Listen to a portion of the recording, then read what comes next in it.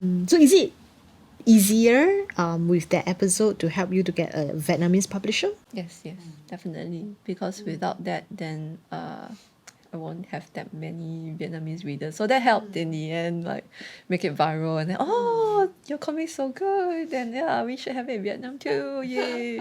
Yeah. Because I mean, it's good enough to be pirated. Yeah, that's true.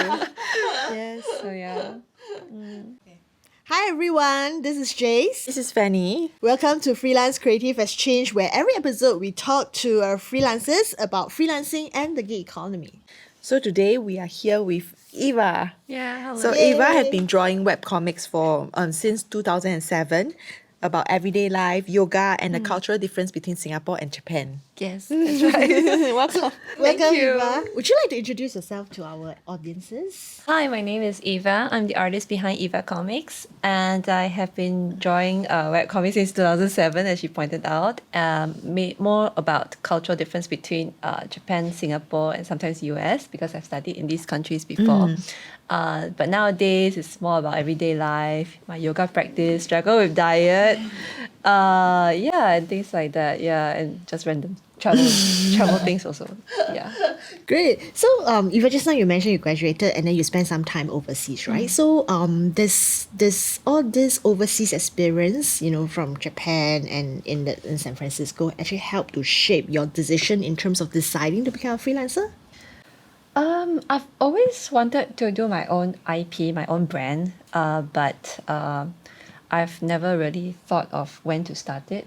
So I've also worked at Nanyang Poly for 5 years. So I'm thinking if I want to make it like big and I have to be very serious about it and do it full time. So I decided it was a good time after I graduate, still young at that time, to put more effort into it. Yeah, just make it work. A lot of our freelancers that we met every day, they focus a lot on commission work. So it is quite rare to find a freelancer who is has devoted a large part of a time to their own work. So how has this IP journey been for you so far? Actually, to be honest, it's around 50-50. So basically I have the inspiration some Taiwanese comic artists characters, because they draw themselves as the characters.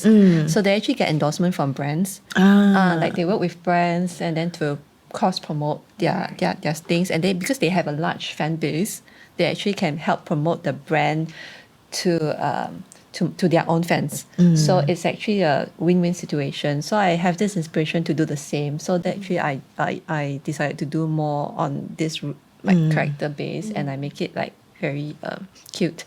And so basically,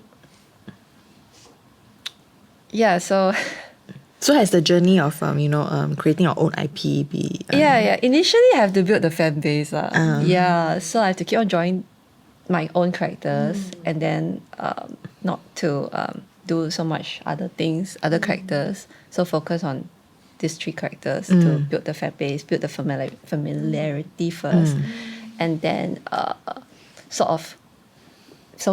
my fans are familiar with them. So and then see if there's any brands who want to work with me to commission me to do cross promotion, like Evacomics times brand.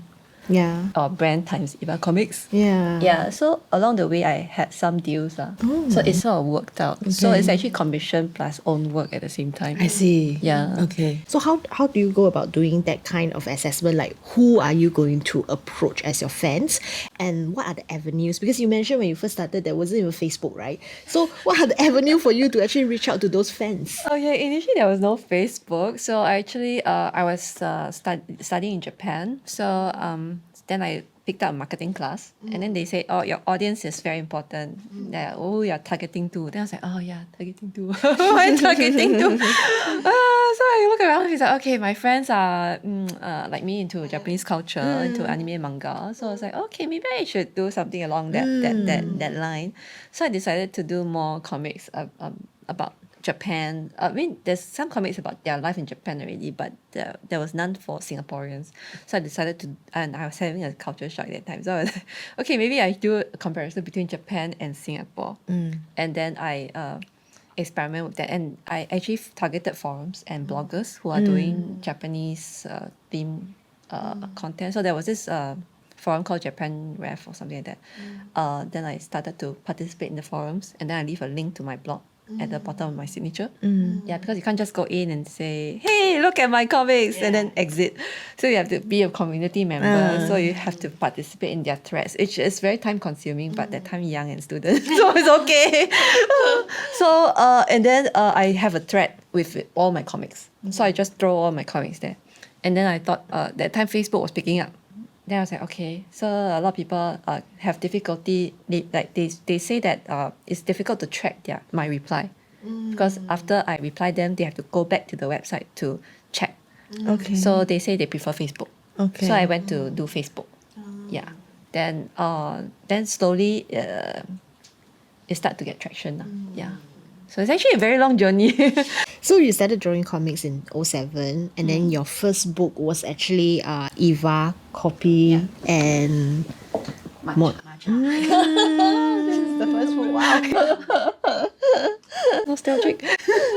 So this book was published in... Okay, this was published in 2014, but it compiled my comic strips from 2012 to 14. And then at that time, because I didn't have much comics about with US, so my editor told me that it's better to just do Singapore and Japan. And then the back is a bit of a filler with my older comics from my Taiwanese blogging days. Right. So it started off self-published. Okay. Because couldn't find a local publisher. But I found a partial sponsor investor who actually gave me a bit of money and also loaned me some money to publish the first book. Okay, okay. So when do you feel like you are ready to go into publishing your first book? It's when there's a fan base. Okay. So actually, I sort of know that my comic strips are not that bad because people were sharing, and then there were like thousands of likes per comic, and then there was hundreds of shares. So I felt that there's interest in my comic strips. So that's why I thought should have publisher want to get my book. But maybe because it's quite a niche area, and also as a first time author, not a lot of publishers feel safe to invest in this title. So actually, through my fans, he introduced me to his investor to help me push this first book through. And then because the first book did well, so that's why I sort of it's a long story lah. Long story short, eventually it went to MPH. Yeah. Okay. So meaning did well as in there were profits lah. Yeah, actually my first print was 3,000 copies. Oh. Yeah, and then I managed to sell about 1,000 over by myself through renting booths at conventions and retail selling to retailers. And then 1,000 went to the local distributor, and then the left over I sold 2,000. Yeah, I sold 2,000. Okay, so the 1,000 went to the local distributor, and then I had problems going to the Malaysian market in the beginning. Then we changed distributor to MPH, and then they asked for the stock. So initially I didn't have much to provide. I only provide like 400 or so. Then they sold out. Then they asked for more. Then I don't have more. Then that's when decided to ask MPH if they want to publish my books instead of me paying for the money to reprint. Yeah. So they picked it up, and then you have another book.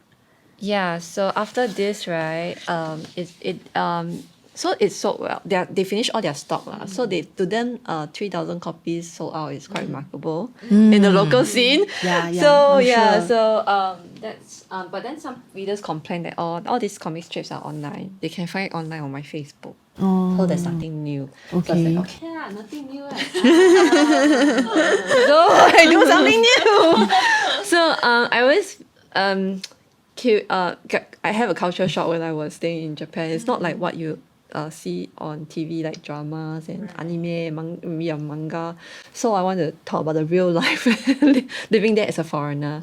So some of my experiences. So that's why I have this second book. So it's a short story based. So it's like a diary of what I have experienced there. So it's actually partial black and white and color because I couldn't finish all the book in color on time. Right. Yeah, because I want to finish within 7 months. Yeah, of course. You want to capture while it's hot, lah, right? To get the yeah, views. because also there's no money when you do books. So yeah, I have to do commission work and also do books at the same time. So that's how the Patron came about. At that time, I did a Patron account so that because my fans want to see me do a new book. So I said, well, I do a new book with all new content. I cannot take in as much commission work and that will affect my income and whatnot. So I started a Patreon account to ask them to help me finance. How did that go? Actually, it's not bad. Yeah. After it's not at one go, like 1 month, woo, you have like so many patrons. It actually takes maybe 1 year, so many months of work. And I think my blogging helps because I talk about behind the scenes, like how hard it is to the making of the comics. And then I also talk about how tough it is to sell the comics at the conventions. It's not easy because you have to rent the booth, then you send the books there, then you have to sell, and you have to do posters and EDM and whatnot. And then I told them it's very tough, and then the money from the books is really not that great. Yeah, so some of them who can afford to become my patron, actually became my patron. So of course there's some of them who just pledge $1 a month. Yeah, but I realized that quite a number of fans are actually quite supportive. Also maybe because the theme I deal with is Japan, and then later on yoga. Actually both need a lot of money. So actually it's yeah. So actually, I get I would say a decent support lah. Yeah. Better than some of my friends. Right, in the same industry. right. So for the purpose of our audience, because they may not know what is a Patron, so a Patron is actually a platform for artists to go online and raise membership, so called, right, from their fan base. So it's like a subscription model, but it's just that it's so easy for anybody to go out create an account. But of course, the marketing is a bit tough, like in that sense. Yes. Then how do you? So when you create that Patreon account, what else do you need to do to actually be more successful on the platforms? Okay, you need to advertise your platform to your readers as well. You need to engage your fans. So initially, my comic strips, I will leave a link to my Patreon account at the bottom, so they know that I have a Patreon account. Because some of them want to support, but they didn't know that I'm on Patreon. So I would put them in all my comic strips at that time. So now I just put a signature. Okay, then you'll have to also be clear about the perks, the rewards. Like what are you getting? Like $1 is what, $5 is what, then $10 is what. But then after a few years already, I realized that a lot of them are not in for the rewards. They're just there to make sure you continue joining. Yeah, just to support you.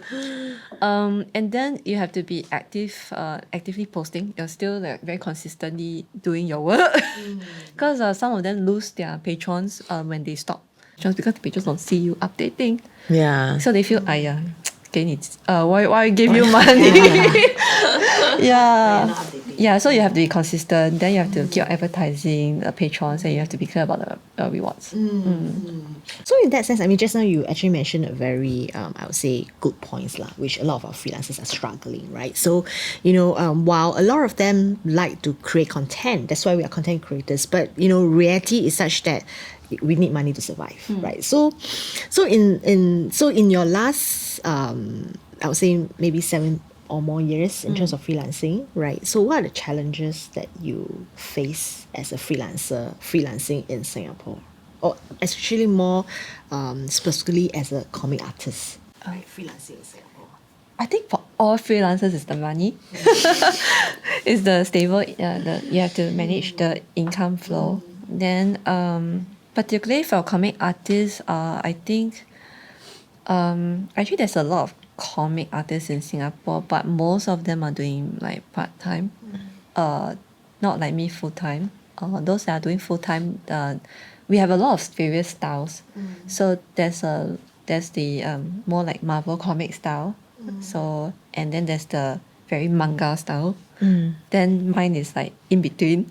And then there's also the newspaper kind of style. So there's a lot of different styles. So for clients, right? So actually, if you're very too manga or you're too Marvel, then the client base is a bit. If you want to work with collaboration, like with another brand, then it's maybe a bit more restricted. Okay. Yeah, because the average audiences might not be so. They might not like the big eye manga characters, and then and then for the macho Marvel kind, like muscular kind, they may not like also lah. So the style will may restrict the collaboration a bit lah. So mine I try to do like Charlie Brown, Snoopy kind, so more cute and more general public would accept this kind of style lah, from kids to all ages. Yeah, and I guess most important part, which I think you took into considerations, is really the merchandise, right? Because if you have such cute product, when you come to merchandising, is it easier or how? Yeah, actually it's easier. Of course, nobody will want to wear a human face. I mean, there will be lah, but not really a lot would accept it. So it's actually more acceptable for the animals. the animals. So like my T-shirt I'm wearing is it's a cat. So there's also cat lovers. So for merchandise, animals and creatures will be more suitable. Yeah. So when you publish a book, you need to navigate the landscape. You need to go through the whole book publishing process. So when you go into merchandise, was that process similar, or how do you navigate it? I mean, is it like totally different? You have to like start your 101 into merchandise again. Yeah, I have to build on the same IP. So definitely I'll have to streamline with me and the two characters. So for the merchandise, I also do with these three characters. So then I have to see if they look nice on the product. So I actually do stickers also, die cut stickers, sticker sheets, and I also did cushion, big plushy cushion toy. Very big. So when I first had the chance to do a cushion, because someone offered to sponsor me for the first production, I chose the cat because cat is more universal and it's round and cute, so higher chances of getting sold. So that was so that's how then I went to design the specs and all that. So the first thing, of course, it has to be cute, but not cute like it's childish cute, because cute has different variations. Levels, so I try to balance it with cute but not childish cute, more acceptable to teenagers as adults as well. So have you ever faced with any infringement of your copyright? Okay. So I believe a lot of my fans will remember the one about Vietnam. So actually what happened was I was just one fine day I received a Facebook message from one of my fans, and then she actually took a photo of a magazine and it was in Vietnamese, and she asked me like, hey, I'm your fan, and I saw your comic on this magazine in Vietnam. Have you given permission to them? Then I said, huh? What? I don't even know Vietnamese. And then she said it has been going on for a few issues already. And then she said, oh dear, then it's like copyright infringement. Then I was like, oh my God. Then I asked if I could use her photos, and she said, yeah, go ahead. So I posted on my Facebook and asked my Vietnamese readers, for help, like what's going on, like. And then one of my fans responded. He's actually a law graduate, a fresh grad from law school, and then he offered to help me with this case because I wasn't in Vietnam. I don't know any Vietnamese. I don't know who the hell this magazine is from. And then so he offered to help me get compensation or apology from this particular publisher. So basically he went to actually buy up the magazines from the bookstore. So he went to the bookstores and buy up evidence, collect evidence first, and then he actually drafted a lawyer letter to the publisher to demand that they compensate or apologize.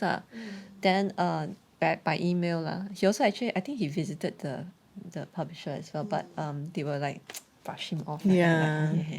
You know, and then they shifted the blame to someone else. Like it was their reader contribution.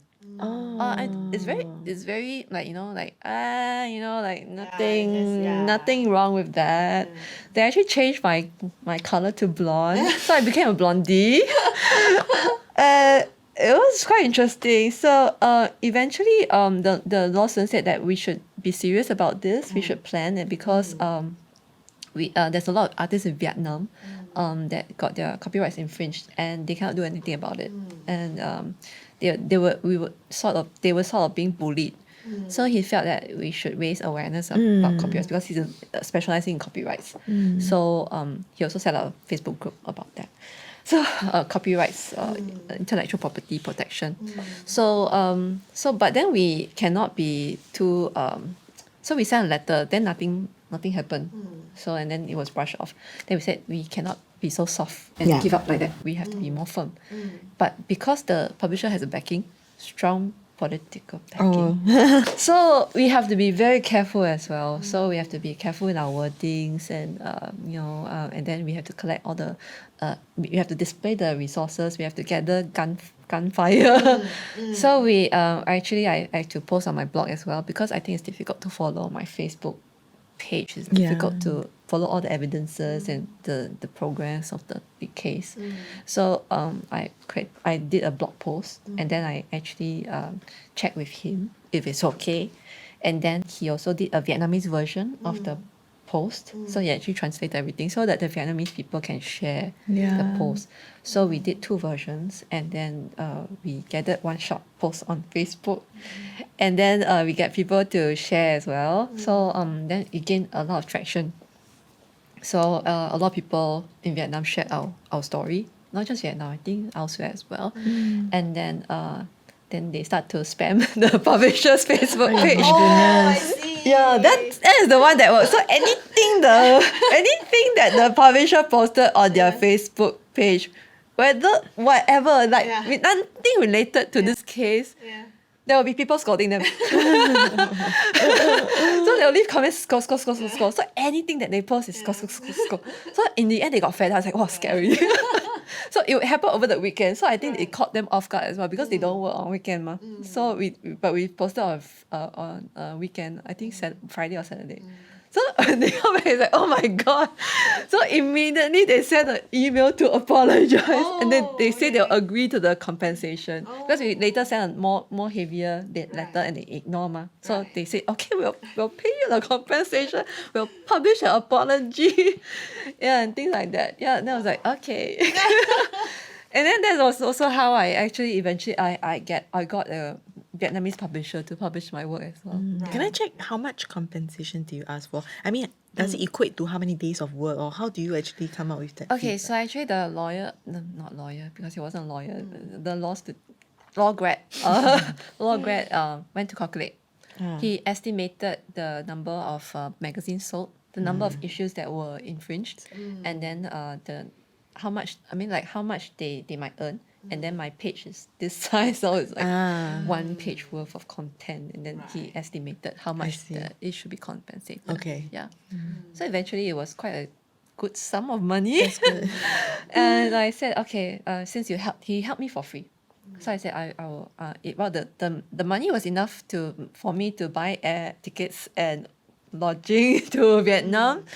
And then I gave a talk to share my experience at his university as well, and I donated the rest of the money to their school. Wow. Yeah, so it was quite very memorable experience. Yeah. So how long from the time that you were notified of the infringement to the time you finally get it resolved? What is the timeline that you're looking at? How long does it take? It's about 1 month or so. Oh, okay, that's pretty fast. Yeah, that's slightly fast. more than 1 month. Yeah. I think we waited 2 weeks for them to Respond. which they didn't. So we escalated. So I think it was within 2 months it was resolved quite fast because got fans help. Yeah. Yeah. And through this, you also know that you have a fan base in Vietnam already. So you Yes. can do more in Vietnam. That's why she published a book. Yeah. So actually, I have the first 2 books are in Vietnamese. In Vietnam. Yeah. So is easier with that episode to help you to get a Vietnamese publisher? Yes, definitely. Because without that, then I won't have that many Vietnamese readers. So that helped in the end, like make it viral. And then, oh, your comic's so good. Then yeah, we should have it in Vietnam too. Yay! Yeah, because I mean, it's good enough to be pirated. Yeah, that's true. Yes. So yeah.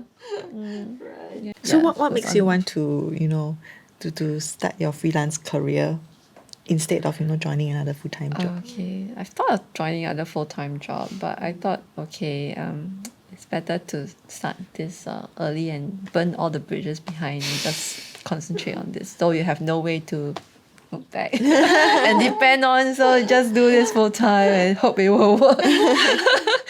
Yeah, so I learned some marketing skills from my actually I took an MBA.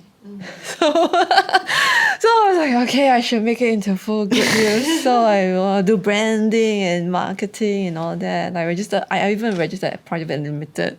Yeah, and then some government funds, and then try to do on my own. Yeah, and try to push it as much as I can. Yeah. So, because you also mentioned that, because the books doesn't really help a lot in terms of, in terms of compensations and all this, you still need to work on the commission work. So how do you then balance, because it seems like you have a very strong creative direction of yourself, right? So when a client commission you, then how do you then balance your individual creative, direction versus what the client wants, right? So is there fine is that okay for you, or that's something that you're always struggling when you're working on other? Initially, a bit of struggle, but now I came to accept it. I mean, the books did help to raise the rates because now I'm a published author with so many books now. Initially, also when you introduce yourself as like, hi, I'm a webcomic artist, it's like, oh, webcomic. Like anybody can do it, but when you have a published book, it's not anybody who can do it. And it's actually sold in bookstores, Kinokuniya and all that. And so they take you more seriously. You're a professional, so the rates up a bit. And then, of course, I have commission works from time to time that would use my characters. So, but sometimes they want messages to be more explicit and brands more explicitly displayed. So yeah, okay lah, got money. There's money, so okay lah. Yeah. So We're trying to balance. Yeah, but in the end, they have the say lah. Yeah. Of course, if it's gonna be posted on my channel, then okay, try. Right. So what are the challenges that you face, or any mistake that you have faced in the last 10 years in this journey as a freelance? as a freelancer, as a comic artist? I wouldn't say they are mistakes. They are because I learned from the failures. Then you can become better in it, and you know what is not good, then what I should do. So I feel that these mistakes should be done. So I know that this doesn't work lah. Like the merchandise, I did a lot of merchandise in the beginning. Then I was like, okay, so now I know it doesn't work. I know why it doesn't work. Yeah, it's more important to know why, and if you're able to overcome the obstacle, why it doesn't work. If it's the major market factors, like it's a small market in Singapore, a small market, high cost of living. These two are the major factors, because the retail stores were going to take a huge cut in the commission, and postal rates is also not that cheap. It's increasing over the years. So in the end, I realized that it's actually not very feasible, and these two factors you cannot overcome it because it's the general market factor. So okay lah, but it was fun doing it lah. And then fans can buy and all that. It was fun. So I wouldn't say it's a mistake. It was didn't work as expected, and it cannot be resolved by your own efforts. Right. So what are some of the advice that you would give to aspiring comics artists, who are just starting out, like yourself back then? You know, are there specific advice that you would give to them? You know, especially those that want to publish a book, like you know, like you. Okay, definitely a fan base is crucial. Nowadays, it's not like you approach. I mean, you can you can approach a publisher without a fan base and then see if your art style will suit them. Because there's also people who work as a children's book artist, not comic artists, but children's book illustrators. So they actually work directly with the publishers. For comic, we don't have much publishers, comic book publishers in Singapore. So definitely, if you post them online, if you're doing comic strips, it's easier. Like if you're doing short story, then maybe you have to post on webtoons or something like that. Then pray hope that it will get traction. Then of course you're posting on social media, then you have to recognize who's your target audience, and then you post, you craft it to target them. I mean, that's easier to build your fan base. Then after you have a decent fan base, then you can compile the strips and then approach the publishers, or the publishers will come to you. So I definitely think that you need to get yourself known on social media first and have a fan base. Then your fans want your work, and then you know also that your content is good. For some people, they just do their own thing, and then maybe it's not good. It's not what people like to read, and then they just publish a book, and then it's like, yeah, not so good to sell, because that you're doing marketing after the book is out. Yeah. You should do marketing before the book is out. Yeah. Yeah. I'm just thinking, because I mean, in the digital world we are in right now, whether getting a book published is the end game. You know, I mean, people are so used to getting things free because you know that's how the digital world works. Well, I think for Singapore local market, it may be very towards the because now I have actually, after the books are done, because it's only sold in local market, I have more kids fans, because kids still buy. I mean, parents still buy books for the kids. But for adults, not so, because there's so many distractions. But for the overseas market, the books, although there's a global decline, but then they also read e-books. So I would say if you know, you want books is, of course, it will also make you, it's accomplishment, and then your real core fans would love it. So of course, if you want to do books, a publisher with a global distribution network would be great. That's why I have the fourth book. Fourth book! Yeah. So the fourth book was done because the first three is only in Singapore and Malaysia. So cannot go overseas. So that's why the fourth book was out. And also I feel that I still have some to share about how to for tourists who want to go to Japan to travel. So that's why I still have a lot of content. So I actually approached them to ask if they are interested to do my book. So for them, they have a global distribution network. So it's not just local market. So I hope that it will be better for a global market. So how important it is, you think, for local freelancers or maybe specifically comics artists to actually look beyond Singapore shores and to look at the global market as their market instead of just focusing in Singapore? Actually, we would all agree that we want to go global, and we actually post them on all the global platforms like Webtoons or Facebook, Instagram, and yeah, I think that's about it. Yeah, so we agree. We definitely all want to go global. We all are on global platforms, but somehow our followers are still majority Singaporeans. Yeah, except for a few who could really break to go viral. So some of the tactics they like, I think one of them used was paid ads. Yeah, so he actually went very serious about it. So they actually paid some advertising money to push the comics. Of course, his comics have to be good in the first place to for the ads to work, and it went viral. So he actually has a book in China, I think, China or Taiwan. Yeah, and then for the other friend that I talked about who draws similarly, like Liz Clemo, she actually did it on IG, and then she had a huge following there, and then somehow Bob Panda approached her, and then her post became viral, and then now she's like, oh, I got New York publisher offer her contract. Yeah, so sometimes it's by luck lah. Sometimes it's by effort to pay for the ads. Yeah, so of course targeting would be good lah. Yeah. So where do you see yourself in 5 years? Would you continue as a solopreneur, to carry on your business? Of course, I would.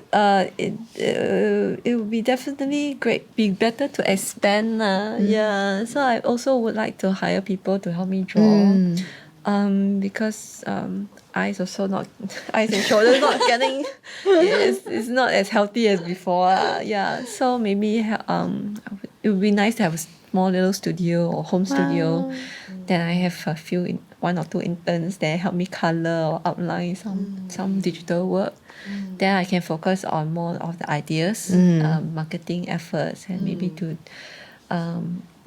just think of more ideas and maybe just draw the sketches and things like that. Yeah, and also hopefully more merchandise. I don't know how yet. Thinking of doing it on Society 6 is a merch platform. So it's a print on demand as well. Experimenting, see how it goes. Great. Yeah, I also set up a new group recently. It's called Cute Character Creators Group. Yeah, so it's gathering people who do cute characters as IP in Singapore. Oh, I in see. Singapore. Okay. Yeah, in Singapore. So there's actually foreigners in Singapore doing that also. With very strong following, like over 200k followers, 200,000 followers on Instagram. Yeah. So I try to get everyone together, like maybe once every 3 months or so, 2-3 months, and then we learn from each other. Yeah. Yeah, I think that's important. Learning from one another is important. Yeah. Great. Thank you so much, Eva, for the sharing. But before we let you go, before we end the sessions, we always pose one last question to all our guests. Benny, would you like to answer? Okay, if you can give one piece of advice to your younger self, what would it be? Don't anyhow spend money. Waste money. Don't buy that money toys, comics, whatnot. Yeah, and buy insurance early. When you're healthy and your family members also healthy, buy more insurance. Get yourself fully covered. The savings plan, life insurance, medical insurance. I'm not selling insurance, by the way, but I feel that's quite important. So that savings insurance, then you won't have to pay until you're so old. Yeah. And then, so all your body parts will be covered before you get into any trouble. Yeah. And more so for freelancers, right? Yes, freelancers is very important because you are not covered by any company insurance. You have to pay for and be healthy, work out. Yeah. Is that why you started doing yoga? Yeah. Because I started doing yoga because I was in very bad health. I was spending a lot of money visiting TCM. And then doctors, I get like flu or cold almost every month. So very, very weak and bleeding money. And I was like, I need to work out. So I was looking for some mild exercise to start with. And yoga. My friend recommended me yoga. I was like, okay, that worked quite well. Yeah, so I try to do more. Great. Right, we wish you all the best. Yeah. And also follow Eva's Facebook groups and things. All my product placement. And all the product placement. Evacomics, woman. Right, okay. Thank you so much for tuning in to another episode of the Freelance Creative Exchange. If you enjoyed the show, let us know by clicking the like button or leave a comment below. Subscribe and hit the bell so you won't miss out on our next episode. Until then, bye. Bye.